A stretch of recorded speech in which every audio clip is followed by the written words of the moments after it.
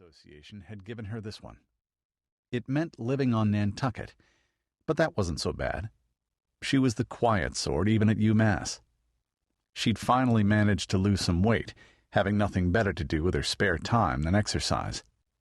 Well, a little weight, and it's going to be more. Even in winter, the island was a good place to bike, or you could find somewhere private to do kata. When it wasn't storming, of course. And there was a wild excitement to that, when the waves came crashing into the docks, spray flying higher than the roofs of the houses. And always, there were the stars.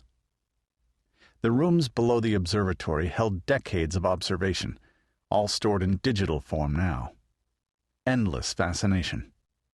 She took a bite out of a shrimp salad sandwich and frowned as the computer screen flickered. Not another glitch. She leaned forward, fingers unconsciously twisting a lock of her long black hair. No, the digital CCD camera was running continuous exposures. Stargazers didn't actually look at the stars through an eyepiece anymore. It was 10 minutes before she realized what was happening in the sky. Jared Coughlin sighed and leaned back in his office chair.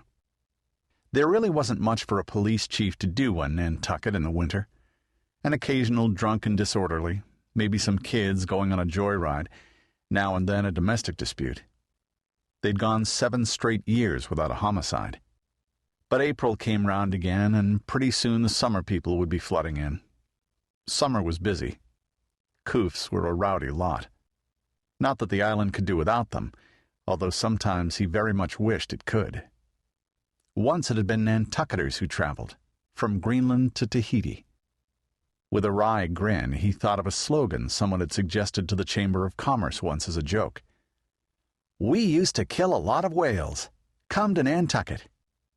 The little police station was in a building that had once housed the fire department, and across a narrow road from a restaurant-cum-night spot. The buildings on both sides were 2 stories of gray shingle with white trim, like virtually everything on the island that wasn't red brick with white trim. About time for supper, he thought. No point in going home. He hadn't gotten any better at serious cooking since Betty passed on 5 years ago. Better to step over and get a burger. He sighed, stood, hitched at his gun belt, and reached for his hat, looking around at the white-painted concrete blocks, the boxes of documents piled in corners and bursting out of their cardboard prisons. Hell of a life. And he'd had to let the belt out another notch recently. It seemed unfair when the rest of him was the same lanky beanpole it had been when he graduated from high school back around LBJ's inauguration. The lights flickered. Nantucket was just about to switch over to mainland power via an underwater cable. For the next few months, they had to soldier along on the old diesel generators, though. Christ, he said. Not another power out.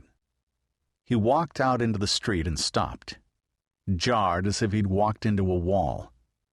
Stock still, he stood for a full 4 minutes, staring upward. It was the screams from people around him that brought him back to himself.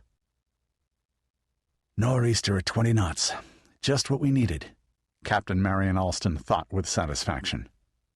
She kept a critical eye and ear on the mast captain's work as the royals and topgallants were doused and struck. "Clew up!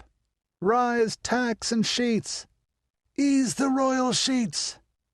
The pinrail supervisor bellowed into the wind. "Haul around on the clew lines, bunt lines, and bunt leach lines." The upper sails thuttered and cracked as the clew lines hauled them up to the yards, spilling wind and letting the ship come a little more upright, although the deck still sloped like the roof of a house. "Lay them to aloft," Alston said to the sailing master. "Sea furl." The crew swarmed up the ratlines and out along the yards that bore the sails, hauling up armfuls of canvas as they bent over the yards. Dull, tiny shapes 100 feet and more above her head as they fought the mad flailing of the wet Dacron. "No sense in leaving that much sail up on a night as dirty as this looks to be.